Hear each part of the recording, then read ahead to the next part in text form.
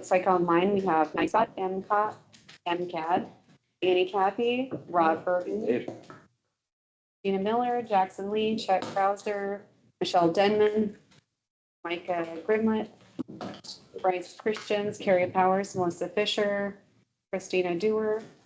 And in the room, we have Commissioners Bureau, Slotnick and Strohmeyer,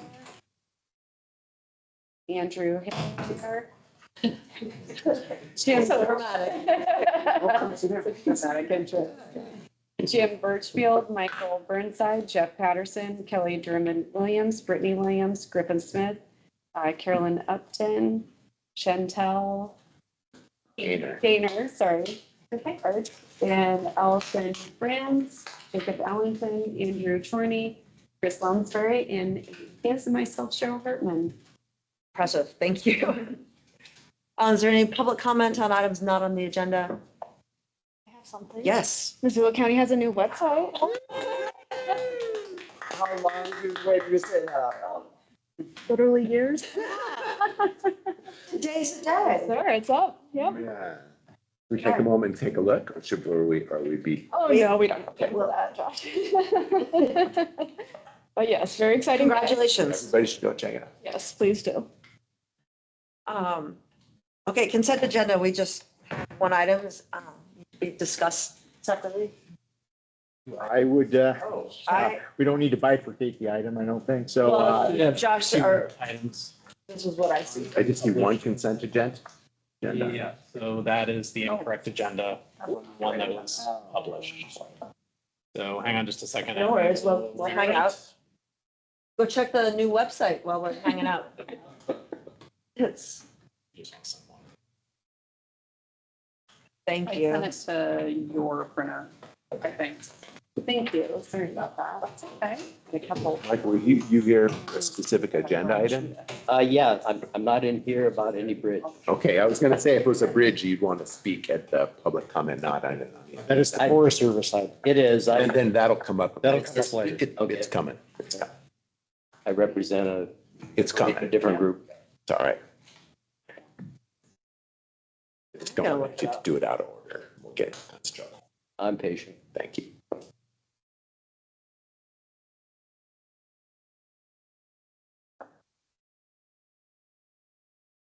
Live this morning, like when was it publicly live? Oh, last night. I think. Last night? Oh, the first thing that shows up is Public Works. Oh, yeah, that's a rotating photo. You'll get a new one every time. Okay. I love that the new photo. It looks good. I mean, it looks good on the phone. Yeah, that's important. Had a nice chat with guys yesterday at the grocery store. These are the- CRO. Oh, yeah, by the wastewater treatment center, yeah. She's got all the money. Oh, that's an Yeah, update. yeah. Yeah, last I heard she was close. Yeah, she said it was all banks. Great. It's the it's the continuation of the implementation. Still a little bit of value that's helping some people out. Yeah, it must be. Wonder if the banks, it's called a CRE requirements. That's okay, right back. Chris will I be printed it back. for him, just make Thank this you. Guessing. Yeah, I don't know. like all good CAOs. We should get her in here to do it. Yeah, that's what I thought too. Peter administering the heck out of those patents. Might be a while. It's might be close to all over. Where do you? Oh, Just going on vacation. Want to get it? I'm going to the Boundary Waters. Yeah, September. Thanks, yeah. I'm headed to Michigan Saturday. And this is, so deal's done, going to land. Going to the land. It's gonna take a chainsaw and a bunch of handfuls and start dropping. Is that something? Yeah, that was from, That's great. Those little files. Yeah, exactly. Yeah, wow. Kind of oh, like. they love their bridge. Yeah, that makes sense. There's something on this with Michigan. I don't know how. Thanks, Chris. Michigan just keeps coming back. It's like a long Yeah. I think it's a confluence of all these things, but it's a thing now. I know. Okay, we're back to the consent agenda. We have two items that now. Anything need to be pulled out or discussed separately? Move that we approve the consent agenda. I'll second that. Okay, any further discussion or public comment? All in favor? Aye, thank you. Okay, one, two, okay, first action item, Jackson Lee. Contract with Montana Wildfire Mitigation. Yeah, good morning, commissioners. I've got two contracts for your consideration today. They're both around the same project, which is up at Marshall Mountain Park, 65-acre forestry project that we're hoping to get underway here in September. Project checks all the boxes, improves forest health, lowers wildfire risk, and should enhance the winter recreation experience up there. So the work would begin the first week of September, would continue until the snow flies, no trail closures planned. Project's actually designed to protect the trail system we have, so have buffers around existing trails, but there will be vehicles and machinery out and about. So encourage folks to go to the Missoula County Voice page for more information. It's the first phase of Marshall's Community Forest Plan, so we're really excited to get this underway. And it's thanks to the Missoula County Wildfire Program, Forest Action Plan grant from the DNRC, and a generous contribution from Friends of Marshall Mountain. So that's what's before you today. Thanks, Jackson. Yeah, great work on the fundraising and working with foam and making this happen. Thank you. Yeah. We do both of them at once. Yes. Oh, okay, and second one, the actual contract. So I'd move we do items 1 and 2. Second that. Any further discussion, comment? Okay, all in favor? Aye. Aye. Thanks, Jackson. Yeah, You thank guys you. have any, Rod and I have any questions? Correspondence, we have a letter to USDA on the proposed reorg. Should we just read it? Yeah, read it out loud.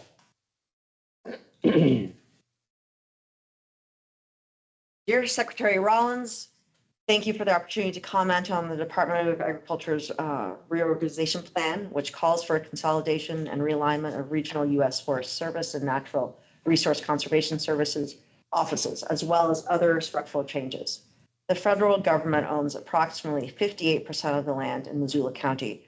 The city of Missoula is home to 7 U.S. Forest Service offices and functions. This includes the Northern Region Headquarters, which covers 25 million acres of land across all of Montana and parts of Idaho, South Dakota, North Dakota, and Washington. It's also home to the Fire Sciences Lab, which conducts vital research on wildland fire behavior that benefits communities across the country. We are pleased to see that the Fire Sciences Lab will be retained under the proposed reorganization and would encourage you to reconsider the consolidation of Regional Forest Service headquarters. However, the local presence of the Northern Region Headquarters Office provides immense benefit to our communities and surrounding national forest lands. As such, please consider retaining the current USFS regional office structure for the following reasons. The staff at the USFS regional office are local experts who consistently collaborate with numerous agencies and partners on dozens of issues, plans, and programs. We are concerned a reorganization will prompt the end of their public service and the loss of technical and institutional knowledge, as well as local resource expertise. Second bullet, management decisions at the regional level span from forest management and timber harvest to recreation and wildlife management. Diverting decisions on these issues to a new office hundreds of miles away, Colorado or Utah, will inevitably lead to inefficiencies and slow the response to the complex needs of these forests, public lands, and the people who depend on them. Third, beyond the Forest Service, ranchers and farmers of all size in our county and beyond use programs the Natural Resource Conservation Services administers. With evolving rules and new federal regulations, we must continue to support direct access to NRCS staff for our agricultural producers so that they can get what they need to compete in the agricultural sector. There are several outstanding questions surrounding what the new organizational structure will look like and how it will function, including span of control considerations and decision-making hierarchy. We look forward to staying up to date on the proposal as it moves through the process and encourage you to Consider changes that lead to the most direct management connection to work on the ground and positive influence on agency culture. Thank you for allowing us and other stakeholders to submit public comment on this process. Okay, any Got Chet. chat? Yeah, Oh, I didn't maybe see I'll you just- chat. Thanks. No, that's okay. And thanks to Allison and the comms team for helping to pull this together because I think they've done the lion's share of work on this. But I know we, especially in the more recent days, have had a number of folks reach out to the county. I think as this proposal and comment period has moved forward with concerns, particularly the effect on Missoula and Missoula County, given the number of those Forest Service offices and programs and the potential change that we might see. I know there's some folks in the room who may have comments to share in regard to this letter. There may also be things that the commission would like to add to that letter based upon that comment. So we're happy to do that if that's something you're interested in seeing. Thanks, Chet. Jim, or sorry, go. Help me with your name again.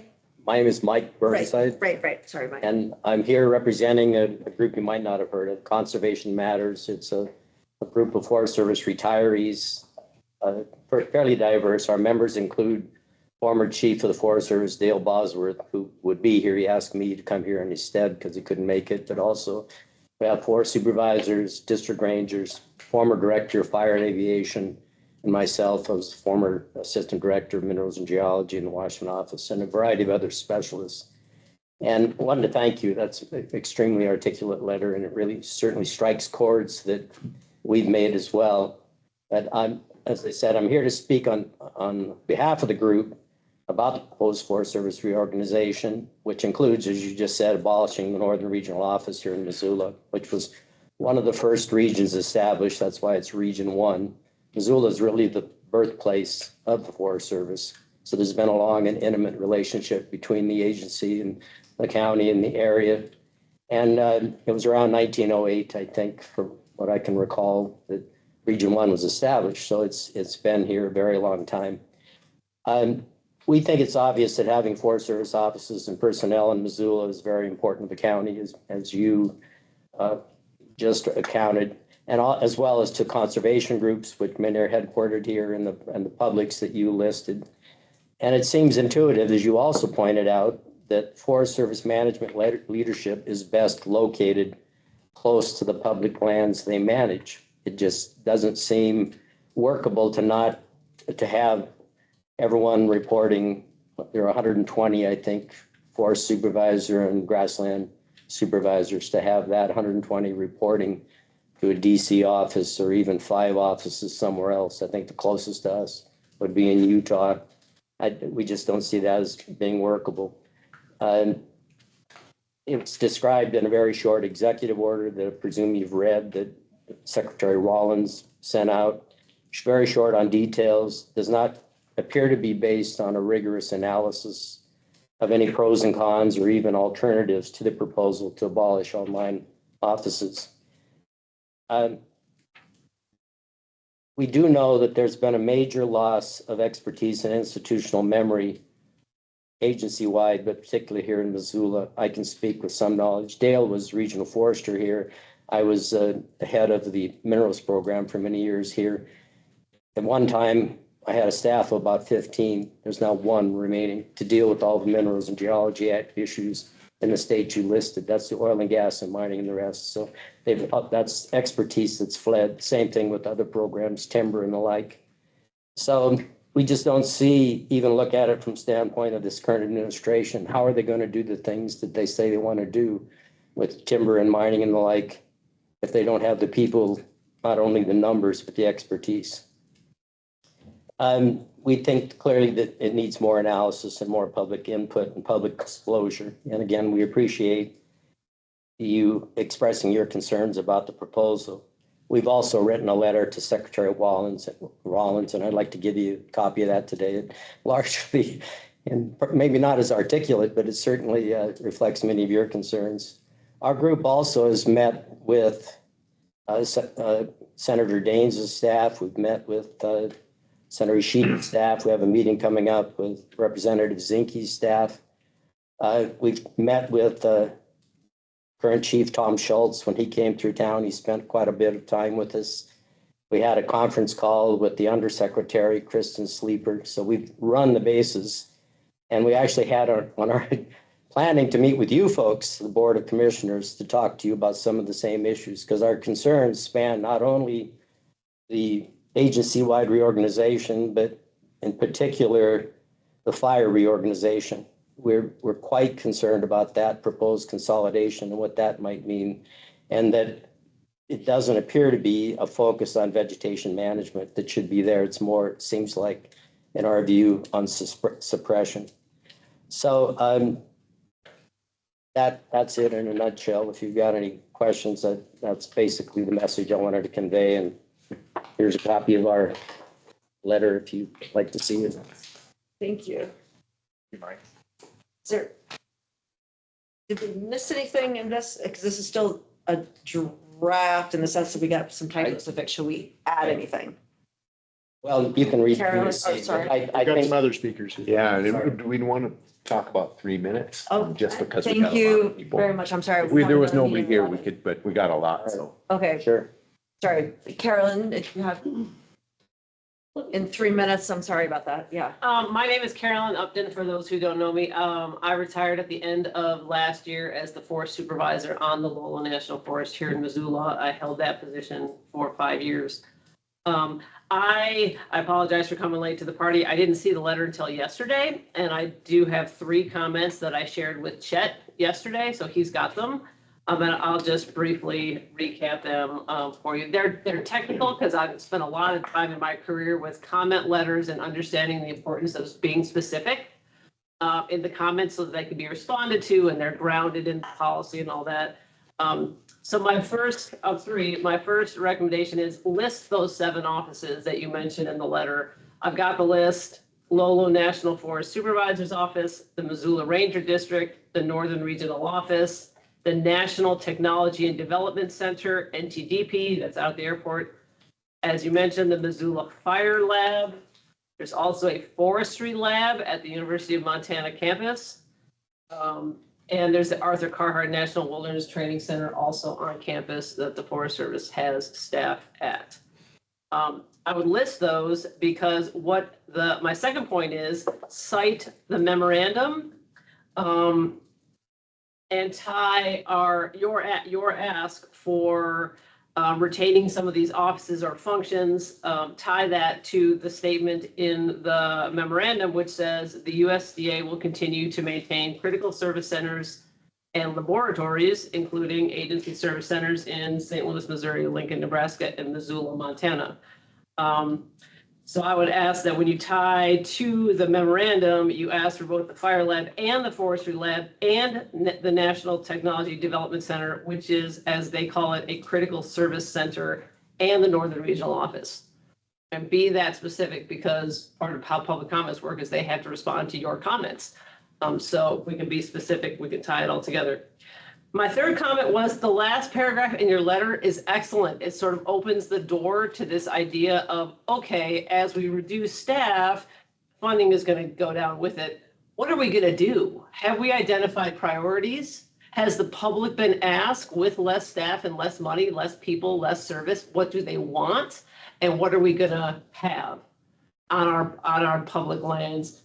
My elevator speech on this, which over here, my friend and colleague Jim Birchfield is going to talk a little bit maybe about, we're meeting with the city next week to talk about some of these things. My elevator speech on this is who's going to clean the toilets? Okay, who's going to do the work? With less people, less staff, people being diverted to, you've seen it all in the media, going into timber harvest, all this. Who's going to do the work that people in Missoula expect? They expect the roads to be maintained, the toilets to be clean and open, our recreation to be safe, healthy forests, all of that work. Who's going to do it? We've had this discussion, and guys, I know what you think. So how are we going to engage on this? I would suggest that this memorandum is very, very focused on administrative efficiencies, which are important, but it does not talk to the mission. Who's going to do mission delivery? Who's going to do the work? So how do we ask a question, make a comment, if you would support that, about how do we turn this conversation to the very important reality of, And I don't mean to cut you off. Yes, Jim's please. got to speak in 3 Please. minutes, yeah. And Chet got all that? Chet's got my comments, Awesome, yes. great. Thank you, Carolyn, for getting them to Chet for coming today. Thank you. Are we going to, so Brad, did you have something to add? Okay. Okay, Jim, you have 3 minutes. Yes, my name's Jim Birchfield. I'm a retired professor and former dean of the College of Forestry at the University of Montana. And prior to that, I spent 20 years working for the Forest Service as a field forester in their international program. I want to echo what both have said. And the emphasis that I think might be added to the letter is the point that was raised about there's been no analysis of what this reorganization intends to achieve. In other words, is this strictly about efficiency, in which case it fails that test because it will be more inefficient, as multiple efforts by the federal government and consolidation have shown, human resources being the most dramatic. But the other thing is that does the Forest Service, does this enable the Forest Service to complete its mission, which is to be able to sustain all the nation's forests for the people of the United States? And it will not, because of not only the lack of people, but the lack of service. Who's going to do the work is an obvious example. But the angle that I would like to emphasize is that for the last 50 years since the passage of the National Forest Management Act, by the way, in which Missoula had a large role to play because it was precipitated by the University Report on the Forest Service by then Dean Arnold Boley, which emphasized that the Administrative Procedures Act and other acts of Congress and the Multiple Use Sustained Yield Act have identified that the public does have a voice, and the Forest Service is required to engage citizens in its forest management decisions. The National Environmental Policy Act also requires that. This doesn't pass the smell test with NEPA, by the way, as a major federal action affecting the quality of life for us. So having said that, without staff and without the regional office and without these other key offices, the public is not going to be able to engage the Forest Service as is required by law. I am the chair of the Lola Restoration Committee, and I have worked with Carolyn as a private citizen in the capacity to be able to provide ideas and suggestions on improved forest management decisions. One of the things that we have learned through the collaboration network on it, we're one of 24 groups in the state, is that the efforts by these citizens have supported the Forest Service, and the Forest Service has encouraged us to continue our work, which is all done voluntarily. The congressional delegation consistently comes to our annual meetings supporting collaboration, as does Governor Gianforte, with public statements about the significance of public input into public land decisions. And so this reorganization is going to harm what is essentially a significant, important role for the Forest Service to engage the public in the public's lands. So I would like perhaps if you could add something around the incapacity of the citizenry to be able to have voice in the decisions affecting their land. Thank you. And I'm sorry, I'm forgetting your name. Speaking to me, Jeff Patterson. Jim, sorry. Jeff. Thank you. J-E-F-F. Okay. Did you have anything to add? Well, I guess I do. I didn't come here to add any comments. I just came here to listen, but in listening, you're talking about public involvement. I'm sitting in a meeting at 10 o'clock on Thursday when most of the public's working. And I only knew about this meeting because Brad Tashida posted it on Facebook. And I have a real issue with all the things that have taken place in Missoula County, and in fact, probably the state of Montana, without public input. And I know Missoula County commissioners and staff has routinely commented that things are done with public input. In fact, times I've heard overwhelming public support. But most everybody that spoke here is from Forest Service or related to that so far. Where's the public? And how does the public become involved if we don't know that there's meetings? And when we do find out there's meetings, it's in a little tiny room like this at 10 o'clock on Thursday when most of us should be working. So that's my comment. Thank you. Thank you. We, Anyone else comments on this letter? And I'll just add, so I think we can make some of the requested changes. We don't have to finalize it at this very moment, but those are great suggestions. There is some irony in that as much as we've heard from this administration and wanting to decentralize services, and there is logic to that. This is the opposite direction that we're talking about here by way of centralization as opposed to decentralizing the footprint of a federal government agency. I should also just note that yesterday and today marks the 115th anniversary of the Big Burn, the 1910 fires on August 20th and 21st that ranged across the Northern Rockies, and and again, somewhat ironically, was the impetus for redoubling efforts on fire suppression throughout the United States on federal lands. And to your point, Carolyn, there is a lot of forest restoration work, mission work to be done, and in some respects to counterbalance the aggressive fire suppression that we've done on the landscape over the past 100 years. So at this very moment where there's ever so much work to be done, this seems to be a potential move in the wrong direction, recognizing that no organizational structure. Sorry. Holding us to 3 minutes. That was beautiful. Anyway, I will wrap it up by just saying that there is irony in all of this, and while no organizational structure, I think, should ever be seen as this wooden static thing, and we should be willing to ask questions about whether any of our government agency structures match what we need in the 21st century right now. This does not seem to hit that mark, and certainly deserves way more discussion than seems to be given to it. Well said. Sorry about the alarm. Quick question. Yeah, Kelly. Just because I don't know anything about this, I'm a citizen that knows nothing. It's not true. What's the timeline on this, and what's the possible outcome if they get your letter and they're like, whatever, we don't care about your letter? I mean, What, Chet? Yeah, the comment deadline goes through the 26th, I believe, so that'd be next Tuesday. And this is essentially a public comment period that is nationwide. What they will do with that public comment, how they'll evaluate it or analyze it or respond to it, I don't know. This is just one of many venues to have this conversation. As was mentioned, there will be some additional ones coming up in the future. And I suspect, just given what we're hearing in the room, as well as what we've heard outside of these meetings, I have no doubt that the community conversation won't continue beyond this comment period. But this is one of the formal ways in which we can participate and have our thoughts conveyed. thanks, Chad. So we'll add these. Okay. And then how do we send the completed draft out? Or how does that work? I found an email address. And our draft, so when do we sign it? We need to bring another meeting or? Nope, after Allison makes the edits. Okay, perfect. Thank you.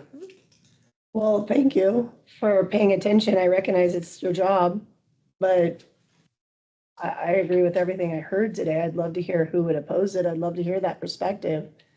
I mean, seriously, because it's like, well, tell me how this is a good idea. Because from what I heard today, it doesn't sound like a good idea, and that what you're writing sounds excellent. So thank you. Thank you. Moving on to discussion items. Thanks, everyone. You all don't need to. You are welcome to stay. Stay for everything unless you want to. We need to. Thank you. Thank you. At the beginning of it, because again, you're not making decisions today. Okay, It seems like there's. thank you. Here, why they would think this is a good idea. I mean, I can't. Thanks, Mike. Welcome. Oh, just realizing that No decisions are going to be made today. That's a reminder. But it's also a reminder to take public comment on this item before we get started. So again, we're up against the clock here. So if 3 minutes. Does anyone have public comment before we get started? Are you checking the letter, Juan, or Oh, something? no, sorry. This, our 2025 proposed budget request review. Oh, okay. Yeah, come on. Sorry that you guys got stuck in on chairs, but you can come over here. You just a certain. No, No, wherever you're comfortable. I'm feeling bad that you're stuck back there. Revolving around the. Yeah. wherever's comfortable for you. Thank you. Just take a seat if you want. I'll just stand here. My name is Sonia Quackenbush, and I'm a native Montanan. I've never lived anywhere else but in this great state, and I've lived in Missoula since 1984.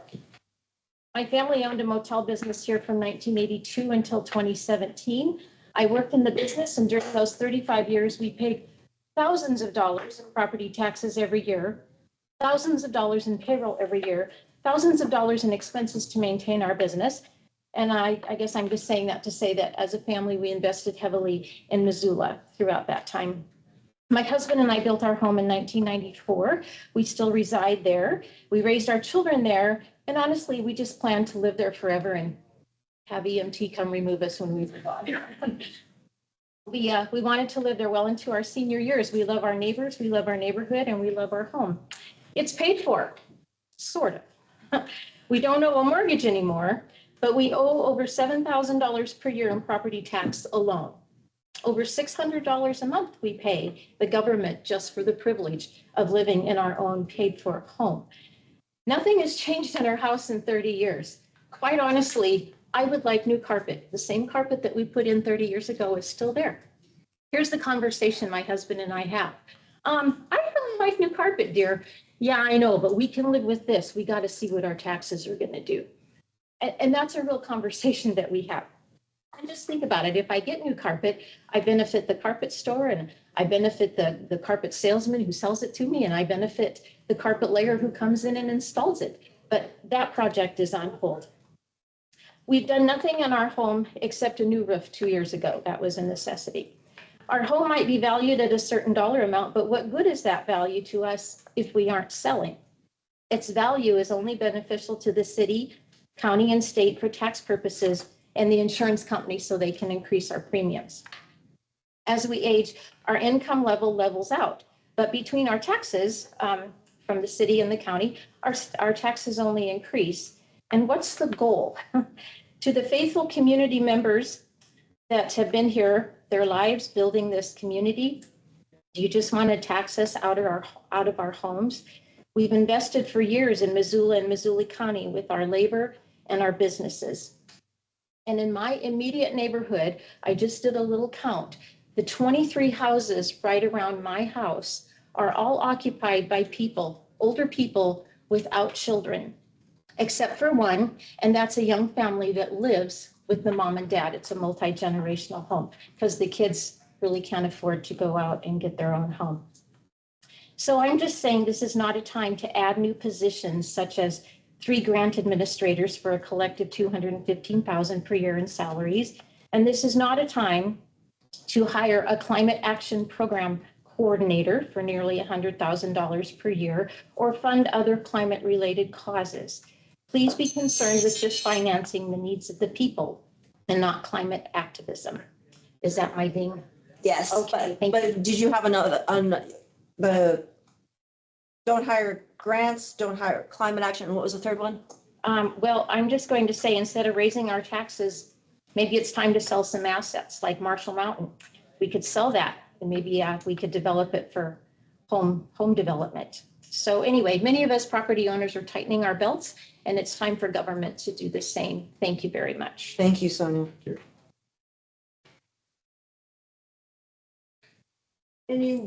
Brad, did you have? I thought I would wait for anyone else. Oh, sorry. Okay. Anyone else like to speak to this? Okay, Brad. All right, Brad Cheetah. I am I'm not a lifetime resident here. I've only been here 62 years. So anyone younger than 62, I guess I pull rank on you. You guys had a meeting on June 5th to talk about climate activities. And some of the things that you discussed seem to me to be more feel good, but unable to address kind of issues. You know, when you talk about enhanced sustainability efforts, well, everybody wants to do that, but how do you do that? That seems to me to be kind of a catchphrase that has no real significant ability to implement.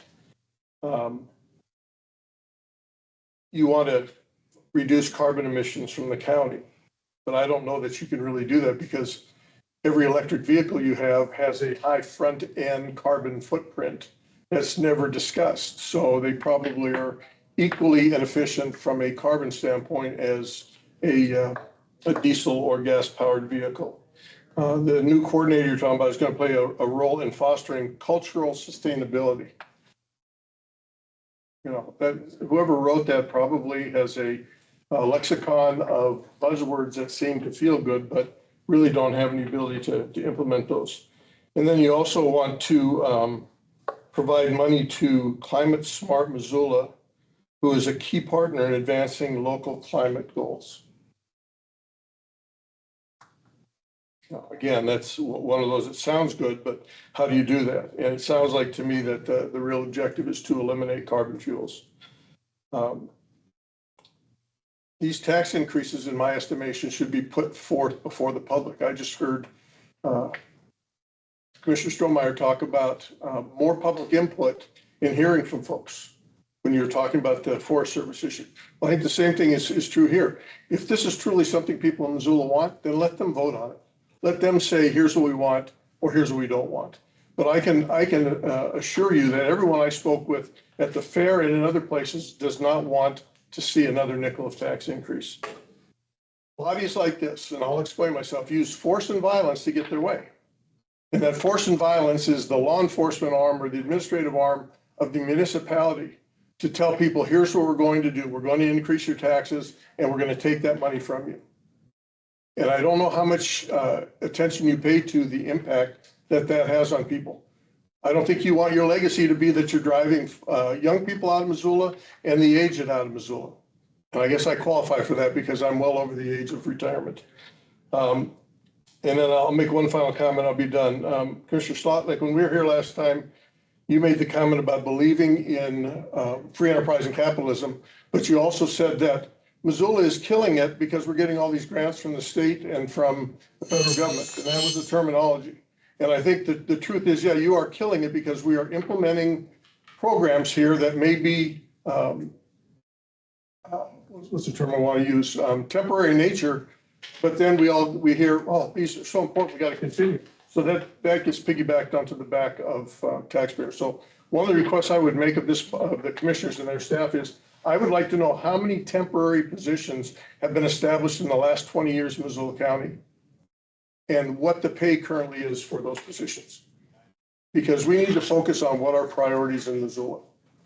And if we drive down a lot of our roads, drive down Blue Mountain Big Flat Road, it's in need. There's a lot of county roads that are in need. So I think rather than paying money out to some of these agencies that are more wants rather than needs, we ought to focus on those. So. Thank you, Brad. Anyone else in the room? Or online? Okay. So we were here. I just had a Oh, quick I'm sorry, question. Griffin. When are you guys ending this meeting? 11. Okay, But These are always anything we just an hour. don't, anything we don't finish, we'll take up next time. okay. Okay.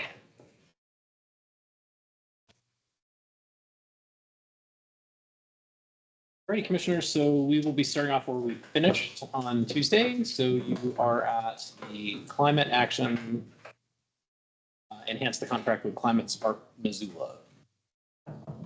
$1,000, which was by planning, development, and sustainability, just below the lease. You're not.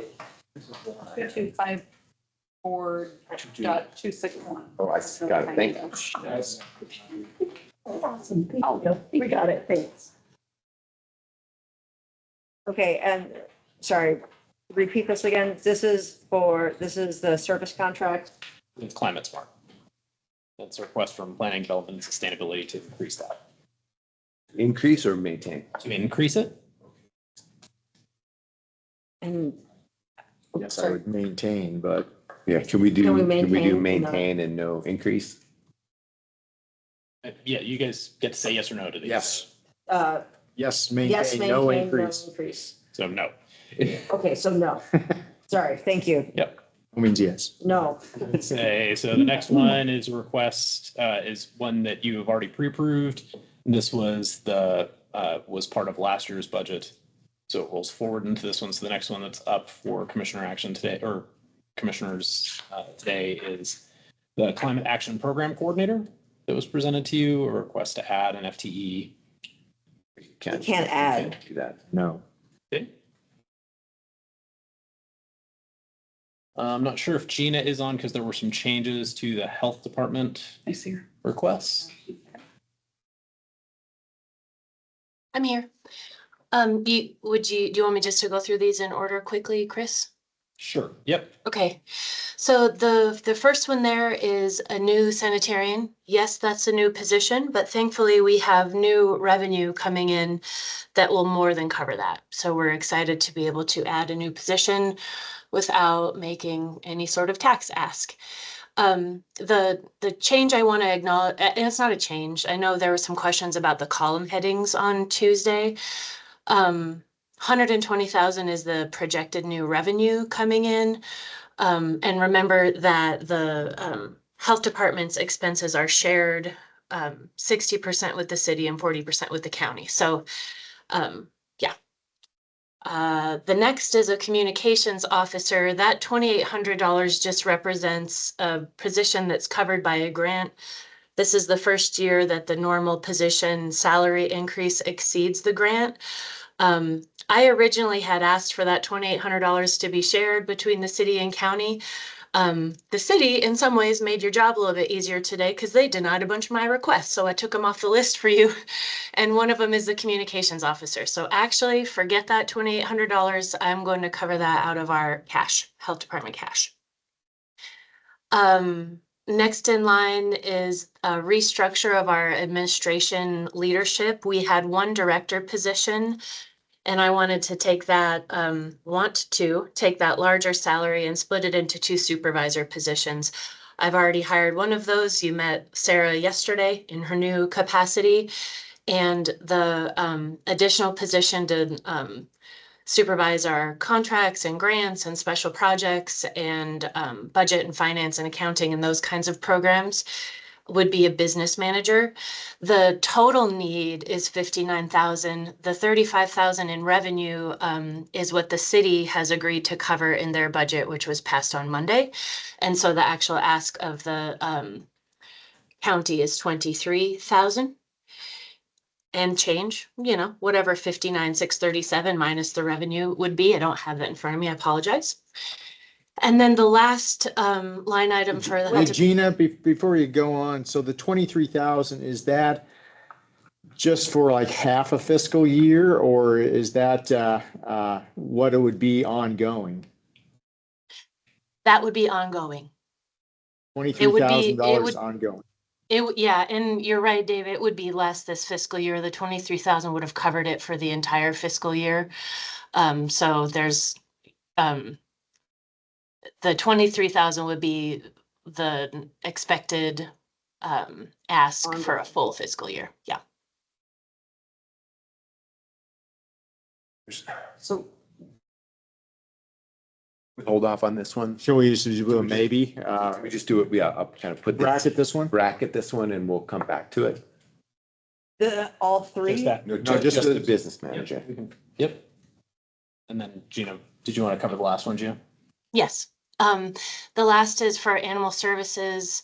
We have kind of capital replacement going on out there. We've had 30,000 in the budget for ever to replace those animal control trucks, the little upfitted trucks to transport and patrol.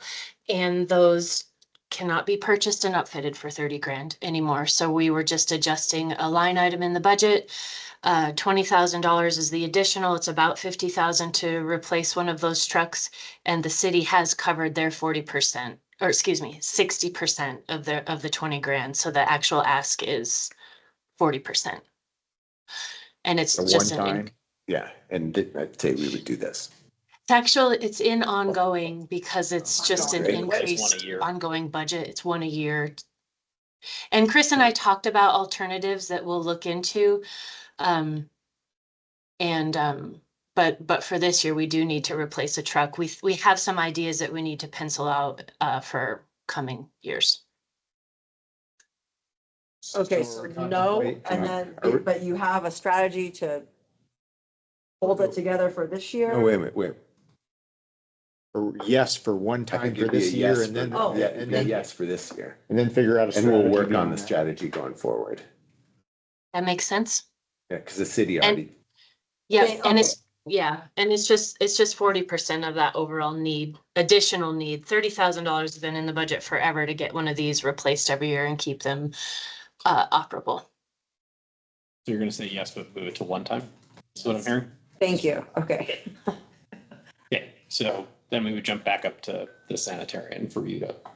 Okay, sanitarian's a yes, that's covered in revenue. Yep. Yes. Okay. yes. She was through the second, you wanted to hold until later the. Yes, please. Okay, so then we're moving on to detention.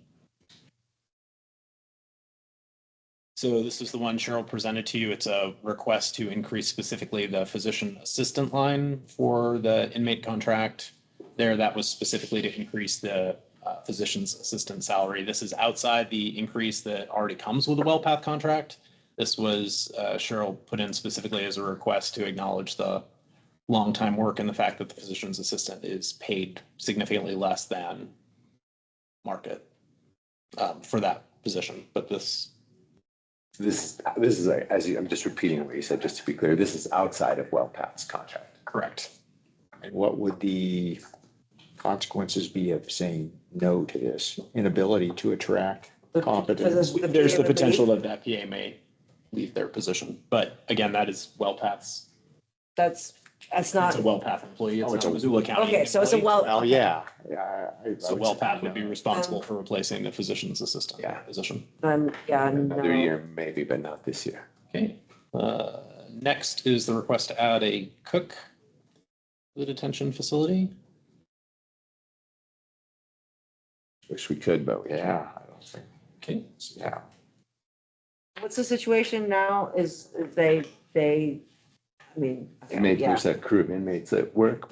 No, but I thought there was one, their head cook isn't able to take time He off works or something. all the He time. works all He the works time. all, he That's works correct. all, he works all the time. Yeah, Chris is there once they were, as our inmate population grows, that was the request. Okay, but this unfortunately is not the year that we can do anything. Okay, so the next one is a request to increase contracted services in the building codes division. That program is, that funding is self-contained inside the building codes piece. So this is paid for by the licenses and building permits that are requested by folks. Yes. Yeah.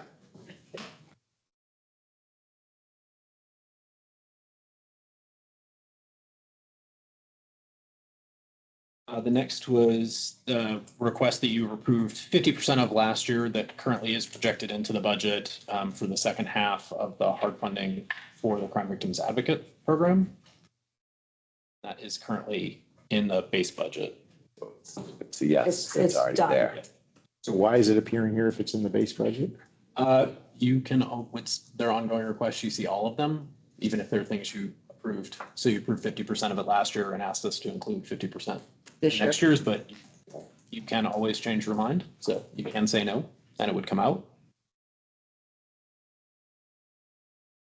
Okay. Yes. And say, the next piece that we're going to hit here is the technology piece. So these are all new requests.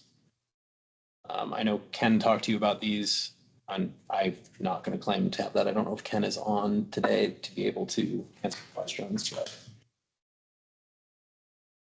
he is not. So we may want to hold those. Can we Yeah, should hold we those? hold- let's hold these till we chat. Until Tuesday, because we're not going to get through everything. So The next is an request to increase the telephone service charge to departments by $3 to cover the ongoing, or to cover the increase in contract for both the software and phone service for the county. Wait, are we doing Larchmont? Oh, did I skip? No, Sorry, I missed, 55. sorry, I saw the information systems one right below the technology. I Sorry. missed Larchmont, sorry. Larchmont is funded from the Larchmont revenue. So this is a request to upgrade their connection, and it is covered by their revenue. Well, then it's yes, So because it's they're done, generating their yes. own money.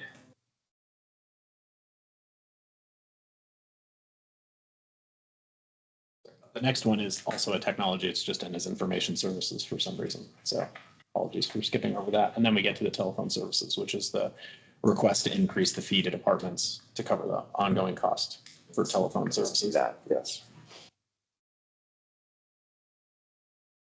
Next are the two from the county attorney's office, and you'll recall that I'm not sure if Matt is on or anybody from the county attorney's office, but Matt mentioned that he would withdraw the request for the Lexus AI. And that, just for folks to know, that's the software that they use for researching cases as part of their function, both for civil and criminal attorneys. Okay.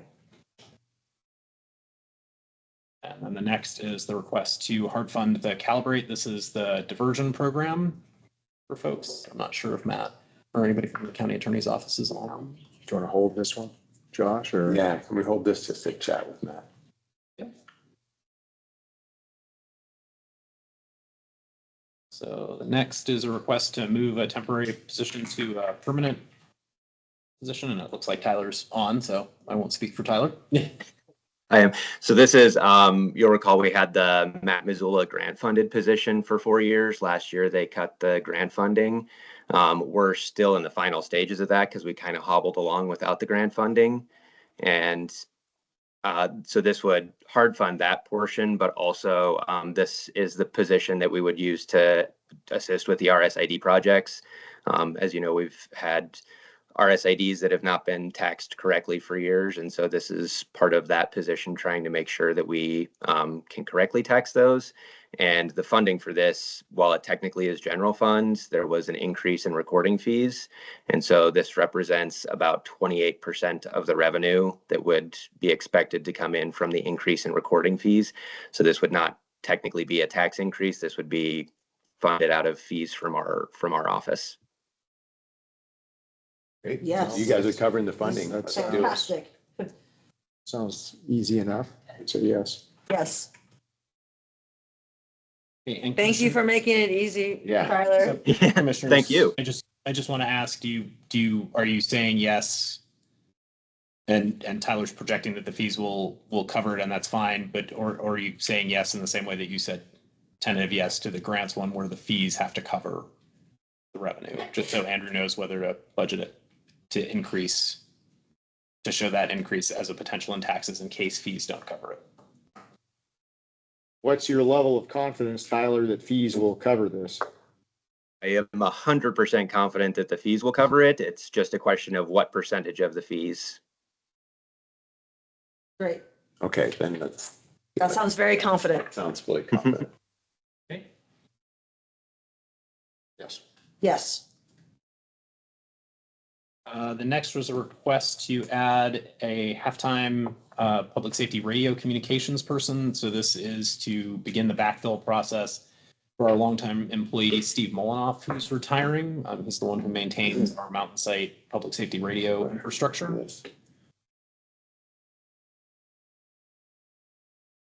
Sadly, I'd say no. We do, Wait, okay, so how? I don't remember I mean, what happens if we? I don't remember any other option. What's the consequences here of not? It doesn't get maintained? Oh, well, no, so it would just basically be when we won't have a backfill for Steve. So when Steve leaves that position, we would recruit for it, but there would not be. Oh, this is kind of an overlap for, Instead of one time, if it's just a backfill. It was backfill, but the hope was obviously to continue it as part-time so that there'd be support for that person, so we don't end up in a one-off. does that mean that there would be a new person and Steve and they would overlap? This position would allow them to do that, and then in the future, when Steve retires, and somebody moves into that full-time spot, that would also provide a half-time assistant for that person. So we'd have 1.5 people maintaining the mountainside. When is Steve retiring? At the end of this upcoming, well, the fiscal year we just entered in July. So in July June- 26. In June. I mean, in June of 26 is when he will retire.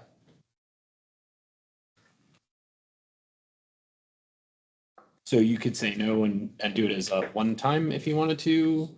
So that would be a backfill for his position. Yeah. yes, that. Okay. Next is the Housing Innovation Trust Fund transfers. Yeah, so thank you. I'm going to explain this one a tiny bit because it's a big number. We own a building out by the airport. We have a tenant, DirecTV. They pay a lease. They pay us money, about $759,000 a year. We also own debt on that building. That's about $687,000 a year. This has to happen. So what we're asking to do right now, all this money goes into our tax increment account.